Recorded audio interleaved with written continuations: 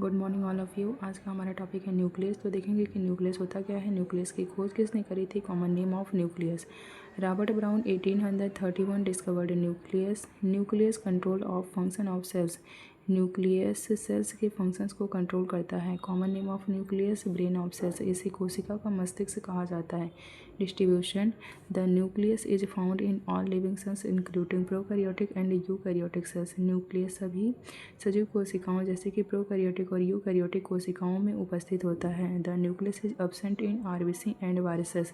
Nucleus absent होता है RBC और वायरसेस में। The number of nucleus is a cells में बी 1, 2 और मोर देन 2। कोशिकाओं में न्यूक्लियस की संख्या 1 हो सकती है, 2 हो सकती है या उससे अधिक हो सकती है। The cell which contain single nucleus is called uninucleated cells. 2 nuclei is called binucleated cell. For example membrane of ascomycetes and basidiomycetes and more than 2 nuclei is called multinucleated cells। जिस कोशिकाओं में न्यूक्लियस की संख्या 1 होती है उसे uninucleated cell कहते हैं, जिसमें 2 होती है उसे बाइन्यूक्लिएटेड सेल्स कहते हैं, जैसे membrane of ascomycetes and basidiomycetes. More than 2 nuclei जिसमें 2 से अधिक न्यूक्लियस पाए जाते हैं उसे मल्टीन्यूक्लिएटेड सेल कहते हैं। अब देखेंगे कि अल्ट्रा स्ट्रक्चर ऑफ न्यूक्लियस। इसे न्यूक्लियर इन्वेलप कहते हैं। Nuclear envelope divided 2 part.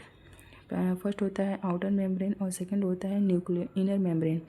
Outer membrane और इनर मेम्ब्रेन के बीच की स्पेस को पेरी न्यूक्लियर स्पेस कहते हैं। न्यूक्लियस के अंदर जो पोर पाई जाती है उसको न्यूक्लियर पोर कहते हैं। इसमें जो लिक्विड प्रेजेंट होते हैं उसको न्यूक्लियोप्लाज्म कहते हैं। इसे क्रोमेटिन फाइबर्स कहते हैं और ये न्यूक्लियोलस होता है। ये ultra structure of nucleus. The nuclear envelope is consist of 2 layers, that is outer layer and inner layer. The thickness of outer and inner layer may range from 75 to 90 angstrom. Note में देखेंगे कि the fungi of nuclear envelope does not disappear during mitosis.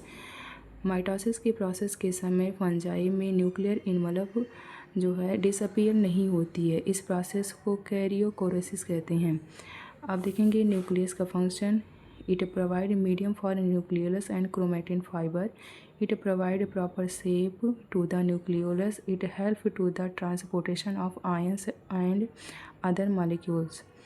Thanks for watching. Video अच्छा लगा तो like share and subscribe कीजिएगा। Thank you.